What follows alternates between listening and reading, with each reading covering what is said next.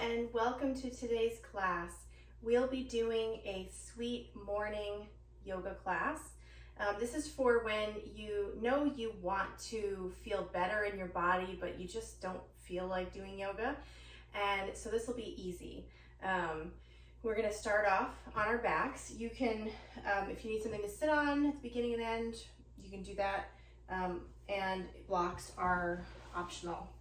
So I'm going to move my bolster over to the side and we will come down right onto our backs to start. Bring your knees right into your chest and rock side to side. Let your breath come in easy, long and deep. And now put one foot on the floor, knee bent, and lift the other foot straight into the air. And flex your foot so your heel goes toward the ceiling, grabbing onto the back of your thigh, pulling that leg toward you without straining anything. If you have more flexibility, you're welcome to extend your bottom leg along the floor, or you can just keep it bent. And then let your leg come across your midline a few inches. You can also do this with a strap. And then out to the side, as far out as you can go, if you don't have a wall next to you like I do. All right, and then bring that foot across for figure four. Cross your ankle, let your ankle rest on your thigh, and then you can bring that bottom thigh toward you for a deeper stretch or leave your foot down on the floor. I like to rock side to side. You can try that or you can be still. Whatever feels good. It's your morning gentle wake up. So let it feel delicious. All right, let's switch sides. Put the other foot on the floor and extend your leg up toward the ceiling, toward the sky. I like to flex my foot. And then bring that leg across your midline a few inches. And leave that hip on the floor. Don't roll up off the floor while you're bringing your leg over. And then out to the side.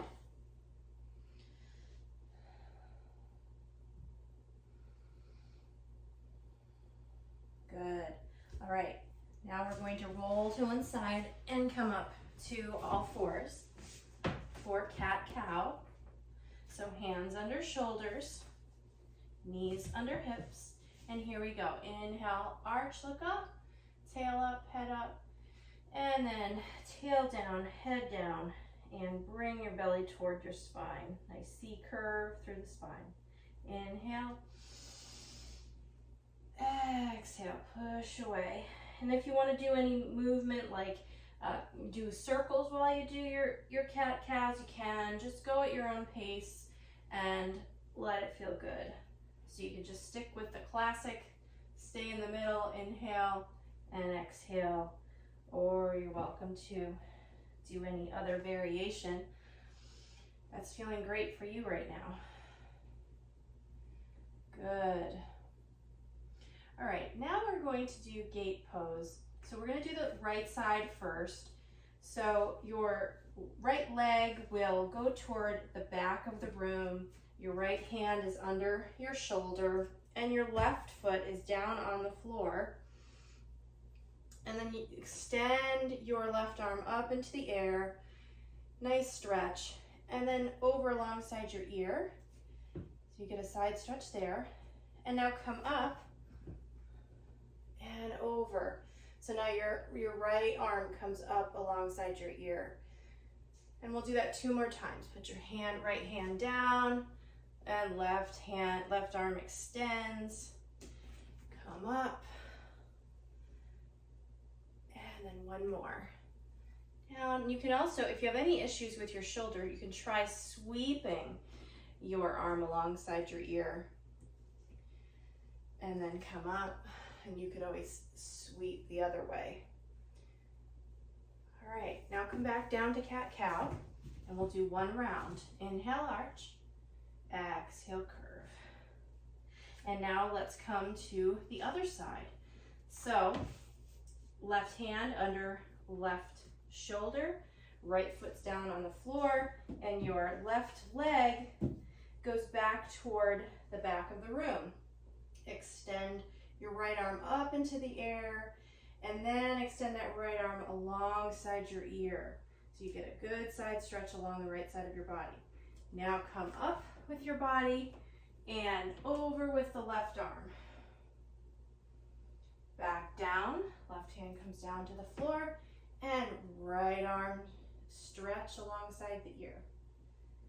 Come up, left arm stretches over. And last time. Down to the floor, right arm alongside the ear, and then left arm up and over. And then we come back down for one more round of cat-cow. Inhale, arch, exhale, curve.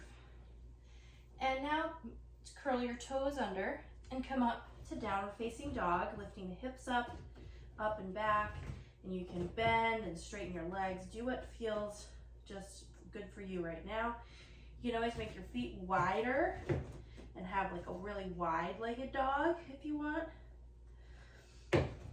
Just see what's working, what's just making you feel alive and refreshed right now. Breath is slow and deep. Come back down to the mat. Bring your right foot forward, and we're going to come into a lunge. So hands on your knees, you can lift your arms up. And then open arm twist to the right. Back up with the hands. And now half split. And this is where if you're extra tight in your hamstrings, having blocks are super handy. You don't have to feel so scrunched. You can even come up way higher like this. All right, switch sides. Bring your left foot forward now. And really let that stretch in your thighs and your hips feel wonderful. And then twist to your left as you're moving the hips forward in space. Open arm twist. Back up, and then half split with the left leg, using blocks if you want.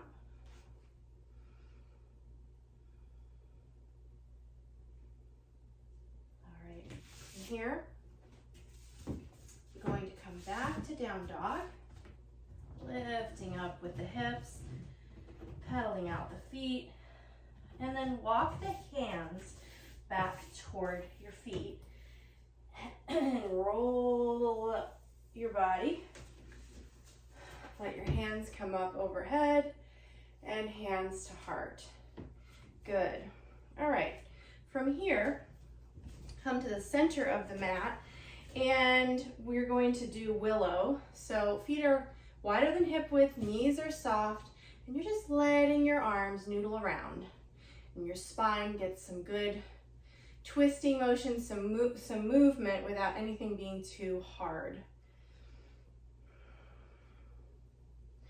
And in qigong, this is inspired by qigong, and they will tell you to do a wuji stance, which is, if you want to try it, feet are wider than hip width, knees are soft, tail goes toward the floor, lifting up through the top of the head.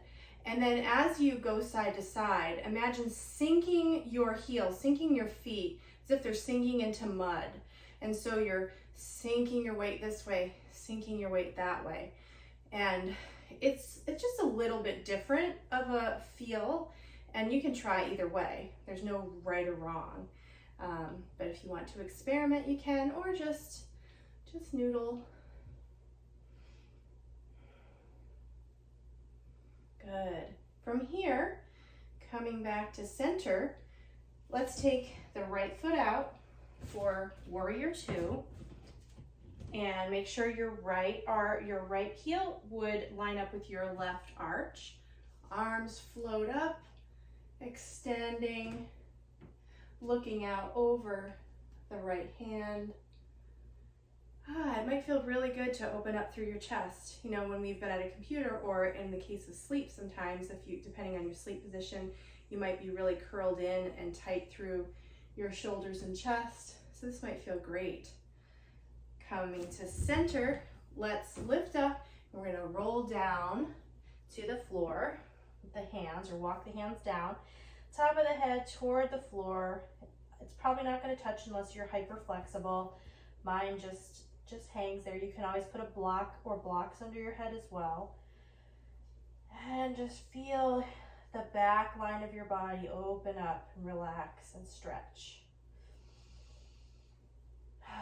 It's a good time to take a big, deep inhale and full exhale out through the mouth. Good. Roll on up. Little bend in the knees. If you feel any head rush, you might want to hold on to something. That sometimes happens. And then left foot out, warrior two. Hips and shoulders line up. Belly pulls in. Lifting up and opening, floating the arms out. Proud, strong warrior. And you know, your knee, it doesn't have to be over your ankle. It can be a little bit behind. Whatever's feeling good at this stage of practice. Back to center, and let's walk in. Let's just do a little bit of a shake. So bounce on your heels. You're not leaving the ground. You're just waking everything up. Shake, shake, shake. Doesn't have to look like anything. Your arms can come up. You can be totally silly. You can go on one foot and then the other. Just getting the energy moving all through your body. Gently. Coming to the top of the mat now. Let's do a half sun salutation. Inhale, arms come up. And exhale, fold in half. You can touch blocks or the floor or your shins. And let's stay here for a breath or two. You may want to go side to side with the hips. Knees can be bent. There's no shame in bent knees. And there's no shame in using props either. I love my blocks. I use them pretty much every practice because I don't want to struggle. All right, come halfway lift. Fold again. And then come all the way up. Hands overhead and hands to heart center. And now let's lift up, arms up as we inhale, fold as we exhale. Inhale, half lift. And now step back into a plank and put the knees down. Come down to the floor with your body. Roll up to cobra or upward facing dog. And then make your way to down dog.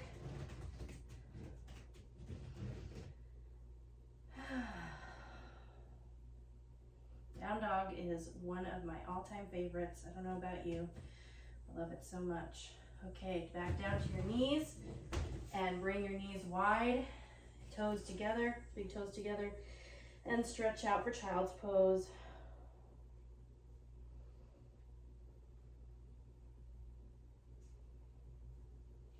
Roll up.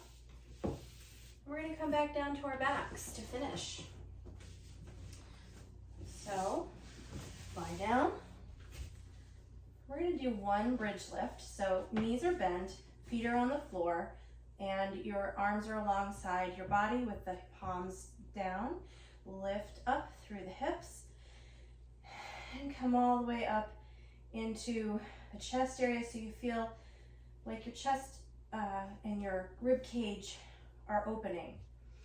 You can still stay firm through your belly. You don't have to just completely get totally soft in your belly, but we're not tucking under like we do in a Pilates bridge pose. So just opening up through the chest and then roll down. Let your knees knock side to side or rock side to side. windshield wipers. And let's take a minute of Shavasana, and if you have longer, let's stay longer. Just get really relaxed. Any pose that you want that feels good for Shavasana is good for you.